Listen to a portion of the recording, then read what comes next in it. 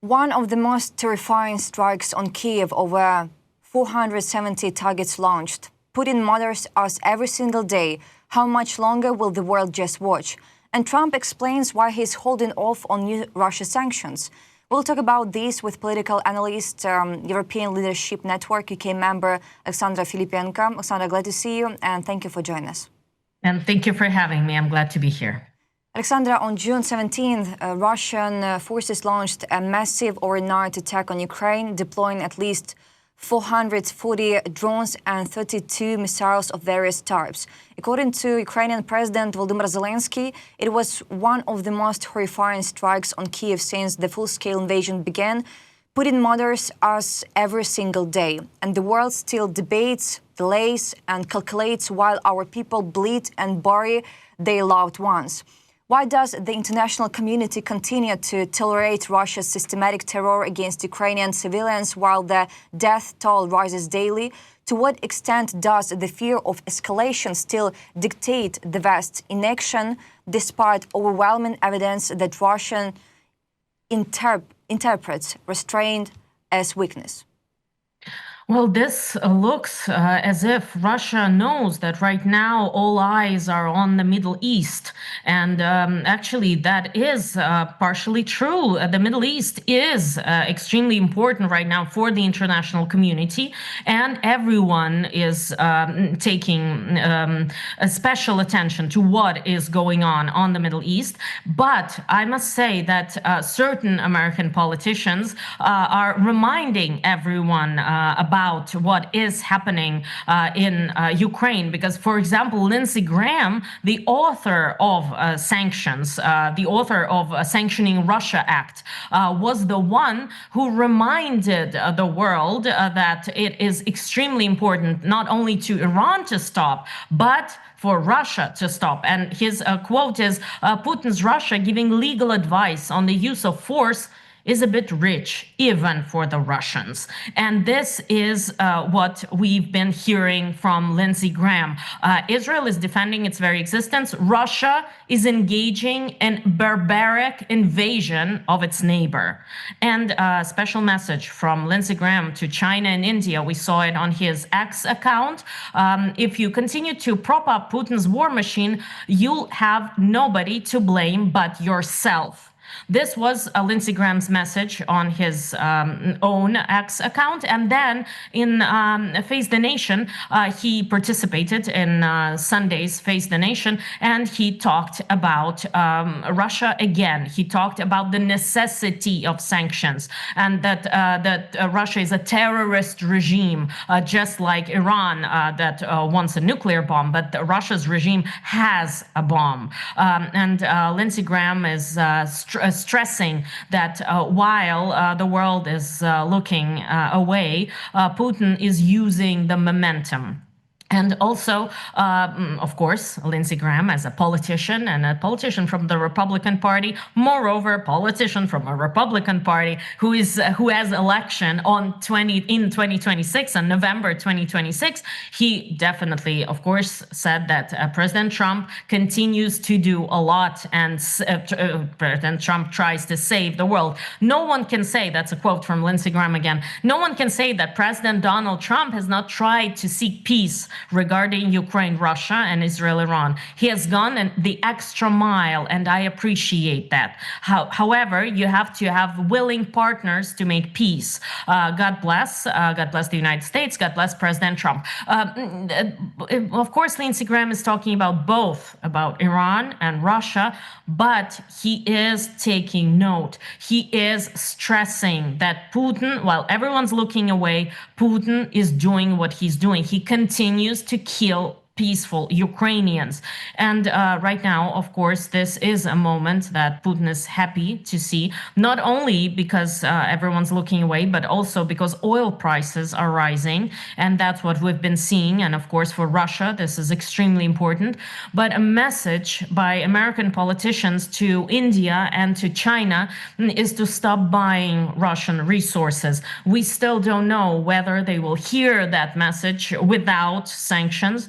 But right now, the world seems to be looking away from what is happening in Ukraine. And of course, the meeting between President Trump and President Volodymyr Zelensky didn't happen at G7. They were supposed to meet, but President Trump's visit was cut short and it didn't happen. This would have given more attention to Ukraine, and definitely that's what's needed. But hopefully those meetings between G7 leaders, not President Trump, but other leaders who are there right now in Canada, these meetings with President Volodymyr Zelensky will take place, and hopefully more meetings will take place during the Hague summit that is coming up next week, summit of NATO partners, that's coming up next week. But for now, we are seeing that while everyone's looking away, Putin is bombarding and attacking and continues to attack Ukraine. Alexandra, you mentioned the Middle East, and we remember that the US has withdrawn air defense systems from Ukraine to strengthen the protection of its bases in the Middle East. This was stated by US Secretary of Defense Peter Hegseth in an interview with Fox News. He was at hearings in Congress all week, and he was asked, did you really transfer anti-UAV systems from Ukraine to the Middle East? He answered, yes, we did, said Hegseth. In your opinion, is Washington planning to compensate for this gap in Ukrainians' defense against Russian drone and missile attack at all? And as you said, this shift signaled that U.S. priorities in the Middle East now override its commitment to Ukrainians' air security. Well, what we're seeing right now is more security for U.S. forces in the Middle East, and this is what constitutes President Trump's America First policy. America first, American interests first, American forces first, American wars first. And of course, the United States are not at war right now with Iran, by no means, no. We are seeing more defense for American forces in the Middle East, of course, and while President Trump is definitely weighing in whether the United States should take part, but we are seeing how more and more troops are getting ready to move closer to the Persian Gulf, and we are seeing including American Marines moving closer to the Persian Gulf, of course. So this is a show of force by the United States, and I think that much attention has been given to taking away some equipment and needed military assistance from Ukraine to the Middle East. A lot of attention was given to that fact, and I think this is also some kind of a signal to Iran and signal in general to the Middle East. But these are weapons that were given by Congress and that are supposed to reach Ukraine one way or the other. So hopefully they will reach Ukraine. At least for now, we can say that until October, nothing must change in what was promised to Ukraine. After October, of course, the situation might change drastically. But until then, everything that was promised must reach Ukraine. Maybe later, not right now, but everything must get there. Definitely, President Trump tries to put as much attention to the Middle East as possible. With his abrupt leaving G7, with those transfer of equipment and military equipment from Ukraine to the Middle East, with all that, so much attention is given to what's happening in the Middle East that most probably this is what President Trump wants. So everything that was promised must get to Ukraine, definitely. So until October, this must happen. Although, of course, we understand, looking at the situation, we understand that this is critical, that it gets to Ukraine as soon as possible. And of course, what President Trump is doing is additional obstacle for Ukrainian forces to safeguard Ukraine, while, of course, this brings more attention to the Middle East. more about sanctions, because the United States of America is not imposing sanctions on Russia, allegedly because it is waiting for a peace deal to be reached regarding the full-scale war in Ukraine, says U.S. President Donald Trump during a conversation with journalists at the G7 summit. When asked whether Washington supports Europe's call to introduce new sanctions against Russia, Trump replied that Europe is talking about it but hasn't done anything. When asked why Washington itself isn't imposing new sanctions against the terrorist state, Trump said he was waiting to see whether or not a deal would be signed. He also complained that sanctions are supposedly costly for the United States of America. Again, how does the cost of sanctions for the United States compare to the human cost Ukrainians pay daily because of unchecked Russian aggression? What message does this hesitation send to Moscow, Tehran, and other authoritarian regimes watching how the US enforces its so-called red lines? This is what Americans are talking about right now, and this is what is needed to be in the center of everyone's attention.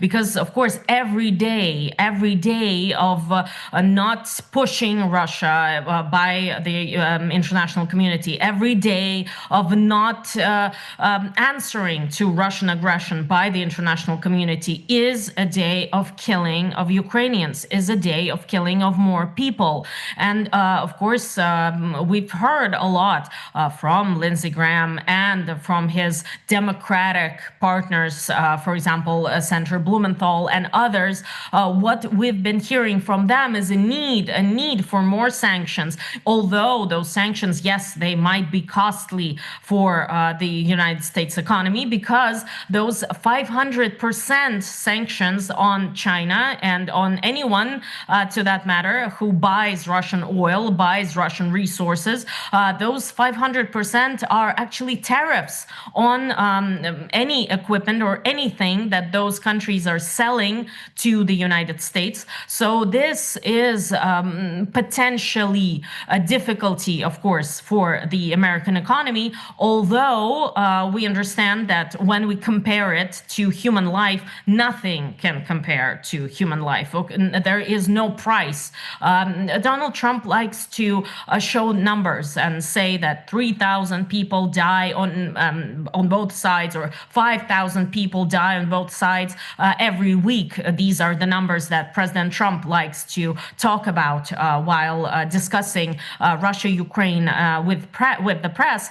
But we are not seeing anything that is being done right now to pressure Russia, because those sanctions, they can take effect immediately, and they are linked to Russia's behavior. What is a great thing in those sanctions, what is really great in the Sanctioning Russia Act, that according to the act, if the Kremlin does not behave in good faith and is not negotiating, is not doing its part, and violates a peace agreement or at least a ceasefire, then those sanctions come into effect. Then it actually starts happening. But while there is ceasefire, while Russia behaves in good faith and continues the negotiations, there are no sanctions. There are no tariffs to third-party countries. There are no sanctions, no potential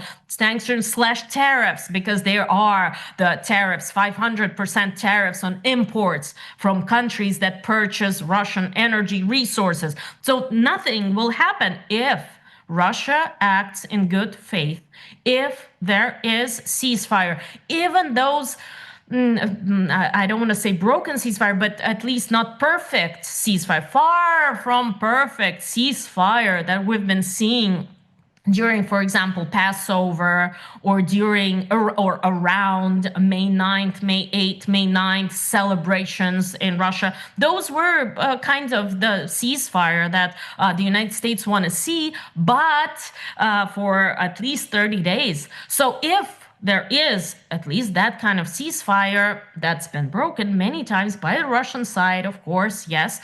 But if even that happens, then there are no sanctions, there are no tariffs. Everything stays as it is. The negotiations continue. So that sanctioning Russia act that can be proposed any day, that can be proposed right now, and according to Lindsey Graham, who talked to Face the Nation again on Sunday, he said that now there are 84 co-sponsors. Last time we talked to you, it was 81 co-sponsor. It was still amazing, huge number, 81 out of 100. Now Lindsey Graham is saying 84 out of 100. So the bill passes in flying colors. It passes easily through Senate. It passes easily through Congress. So why not propose the bill? Why not propose the vote on the bill?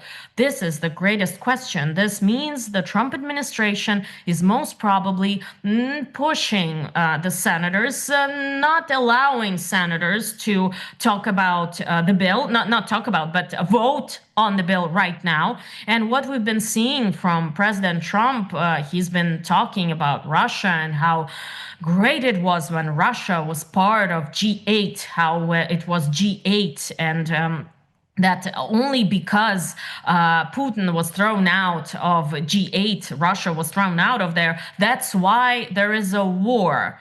But forgetting that actually Russia was thrown out of G8 because of the war, because it started the war, because it annexed part of Ukrainian territory. It happened in 2014. President Trump likes to say that if he was president, the war wouldn't have started. But the war started before he was president. Of course, he can blame Obama, as he does, for Crimea and for part of Ukrainian territory that was occupied by Russia in 2014, but he cannot say that because Russia was thrown out of G8, that is why right now there is a war. So everything is mixed up right now. We are seeing really mixed up. The situation is just not normal, let's say. And everyone is looking at it through their own lens. President Trump is looking at it through his own lens of the war starting in 22, when it started in 2014. So everything is mixed up, and right now, most probably, President Trump is pushing for Senate not to vote on the bill that can go through Congress right now, any day. He's most probably pushing for them to delay it until autumn, for him to first take care of Middle East and then take care of Ukraine and Russia, and probably get something out of Vladimir Putin and their phone calls and their discussions and happy birthday messages with Putin. And but what we are seeing right now is the death of Ukrainians, every day attacks by Russia. So if the Americans don't push enough, I mean the American people, if they don't push enough, there's not much that can be done right now, because we're seeing the tight grip of President Trump on the Congress and on even Lindsey Graham, the famous and beloved by many Americans, Lindsey Graham and his Sanctioning Russia Act. Alexandra, absolutely agree with you. And friends, join the conversation, comment below and let us know what is on your mind. About one absurd statement, about a ridiculous remark, Ukraine must dispose of all weapons provided by Western partners. This condition is needed by Russia for ceasefire.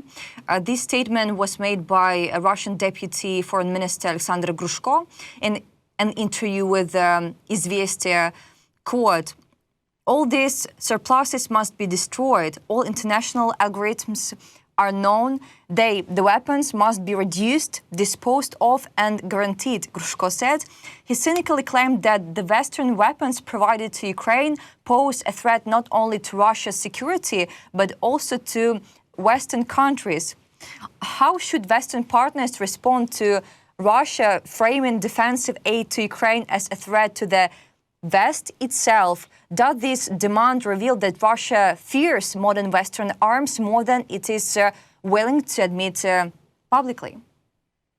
Well, this speaks to what Putin likes to say, that Russia is ending the war, as if Ukraine has started the war. Russia is only ending the war. But if we talk about this absurdity seriously, then let's say, okay, let's talk about Ukraine getting rid of the weapons or not getting any more weapons from Western partners that fear for their own existence, actually, and he is very, very powerful in its statements and about Russia, and he's getting ready, really getting ready for Russian aggression. And everyone here is really nervous about what might occur. But let's then say, okay, for example, Ukraine, okay, it freezes any European assistance. Then Russia must stop its war machine. Russia must stop, cease making weapons, because Russia itself is making weapons. Then it must get rid of its own weapons. That would be only logical in that absurdity. Yes, of course, then those parties can talk equally. Russia must get rid of its nuclear weapons. Russia must get rid of all of its weapons and stop all the production of new weapons. Then maybe that claim can be seen not as absurd as it really seems right now. But what else can those deputies say? What else can those politicians say when they only have to talk within the framework of propaganda? And of course, this idea that President Zelensky is power mongering, and he really wants to grab on power, and he only wants more war. Maybe that's part of their new agenda. Maybe now they'll be talking about President Zelensky wishing to get more of other countries' territories if he's losing his own territory. Maybe that's part of new Russian propaganda machine. Maybe that's part of some of their new ideas, original ideas that are really weird. As we know, we've all heard about the bio laboratories and the attacking special insects. I think the ants or someone else that were kind of specially designed in Ukraine to attack Russians. Well, that's quite interesting, and that's for science fiction, something right out of a science fiction movie plot. This, again, is also something from a science fiction movie plot, that Ukraine can turn Western weapons to Western countries. Maybe this might be heard by some Westerners, by the citizens of the European Union, and that can be a problem. Russian propaganda can be a real threat, a real problem.